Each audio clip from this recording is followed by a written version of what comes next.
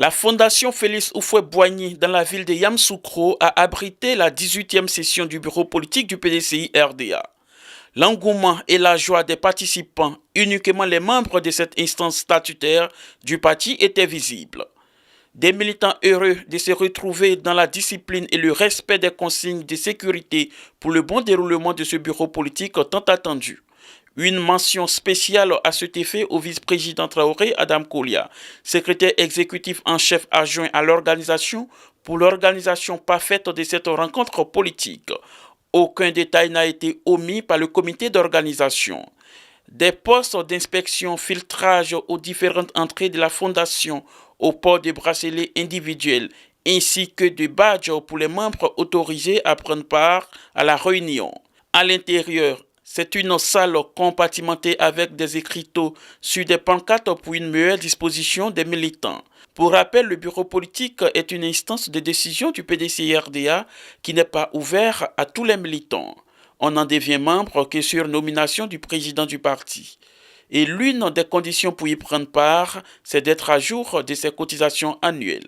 Les militants à jour de leurs cotisations étaient donc à ce 18e bureau politique. Bureau politique présidé par le vice-président Dr Aymon Sylvestre, secrétaire exécutif en chef du PDCI RDA, désigné expressément par le président du parti, absent à cette rencontre. Mention spéciale donc au comité d'organisation pour l'organisation réussie et aux militants venus en grand nombre démontrer leur engagement à la cause du PDCI RDA. Tout a été mis en œuvre au niveau de l'organisation pratique pour que tous les militants à jour de leur cotisation puissent prendre une part active à ces travaux. C'est une réunion technique du bureau politique. Alors c'est un grand jour pour nous et il fallait faire cette réunion du bureau politique. Les décisions nous vont droit au cœur, moi personnellement. Il fallait commencer un jour. Il ne fallait pas suivre les turpitudes des dérangeurs de la République. Et je pense que le président a pris la bonne décision de partir au bureau politique à la date indiquée du 5 avril et désormais le 16 avril de faire la convention éclatée. Et personnellement, je pense que c'est encouragé, c'est encourageant.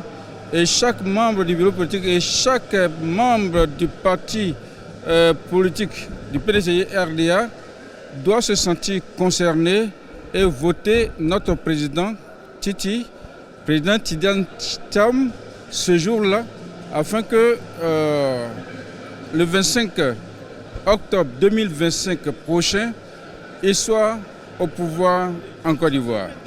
À l'absence du président, les militants se sont mobilisés, ils ont montré qu'ils sont vraiment déterminés à aller aux objectifs que nous sommes fixés, à savoir reconquérir le pouvoir d'État en octobre 2025. Cette séance de travail a été marquée vraiment par de belles décisions, notamment la préparation de la convention qui aura lieu très bientôt, une convention éclatée pour permettre à l'ensemble de nos militants sur l'ensemble du territoire national de prendre part à cette convention éclatée. Ça a été vraiment une des innovations. Depuis 2020, nous rappelons lors de cette convention qui avait été organisée à cette époque en 2020, ça avait été la même chose. Et je crois que le PDCI en a tiré un très bon profit en permettant que les militants, où qu'ils se trouvent sur l'ensemble du territoire, puissent prendre vraiment part à cette convention. Et nous avons vu aussi des innovations de taille, notamment la mise en place des organes que le président a pensé. Nous avons vu que vraiment ils ont eu leur effet, qui nous permettent aujourd'hui d'atteindre les résultats que nous avons sur l'ensemble du territoire national. Une fois de plus, notre parti, le PDCI-RDA, démontre de sa capacité à s'unir autour de l'essentiel. Un bureau politique dans le respect mutuel, dans la courtoisie, qui est connu au PDCI-RDA. Et on sort de là réagadi pour la suite du combat. Nous préparons à partir de ce bureau politique la convention d'élection du candidat de notre parti, bien sûr, aux élections présidentielles de 2025. Et bien sûr, à la suite de la convention élective, on aura la convention d'investiture qui viendra encore un peu plus tard.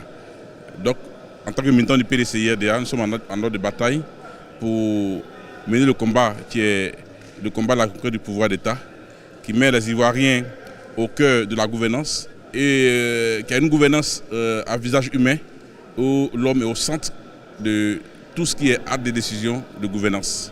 Comme d'habitude, le PDCI-RDA, le parti fondateur de la Côte d'Ivoire moderne, le parti de paix, qui est un parti de référence. Le président Félix Houphouët-Boigny, choisi par ses pairs de la sous-région comme président du RDA, vient avec ses compagnons créer le PDCI pour ajouter au RDA. C'est ce parti-là, de ce parti qu'il s'agit et qui a formé des enfants qui eux aussi ont leur parti politique aujourd'hui. Parce que le président Houphouët-Boigny nous a dit en son temps, pour la Côte d'Ivoire, je vais faire des routes et mes enfants vont les élargir et les rendre en boulevard. C'est ce qui est en train de se passer. Mais il faut que ça se passe dans la paix, dans la fraternité. C'est-à-dire que dans la reconnaissance de ce que Houphouët-Boigny a été pour la Côte d'Ivoire et à ceux qui y ont trouvé refuge. C'est de tout ça qu'il s'agit. Donc, quand vous prenez l'hymne national du PDCI-RDA et même l'hymne national de la Côte d'Ivoire, pays de l'hospitalité, aussi l'hymne du PDCI, c'est pareil. Nous ne faisons pas de différence entre les hommes qui vivent et les femmes qui vivent dans notre pays. Parce que le fouet nous a appris l'hospitalité et c'est ce que nous appliquons. Qu'est-ce que nous voulons? Nous cherchons tout simplement que le PDCI revienne au pouvoir d'État. Le PDCI, qui est un parti de partage, au stade où nous sommes arrivés, nous voulons que ce partage soit fait afin que le candidat du PDCI, qui est Tidiane Thiam, vienne au pouvoir. Il a été formé. Houphouët a investi ce qu'il faut. Pour que, à chaque fois, quand on se retrouvait au conseil, à des conseils nationaux, il nous disait que ce sont les enfants de Marietou et d'Amadou Thiam qui sont ses héritiers. Il ne parlait même pas de ses propres enfants. Il parlait de ses neveux-là. Donc, 4 ont été ministres en Côte d'Ivoire. Ils n'ont pas été ministres parce qu'ils sont petits-fils. Mais c'est parce qu'ils sont intelligents. Et Houphouët voulait qu'ils restituent leur savoir-être et leur savoir-faire aux Ivoiriens. C'est ce qu'ils ont fait. Mais Tidiane va venir aussi restituer ce qu'il a fait, ce qu'il a appris, ce qu'il a acquis à la Côte d'Ivoire.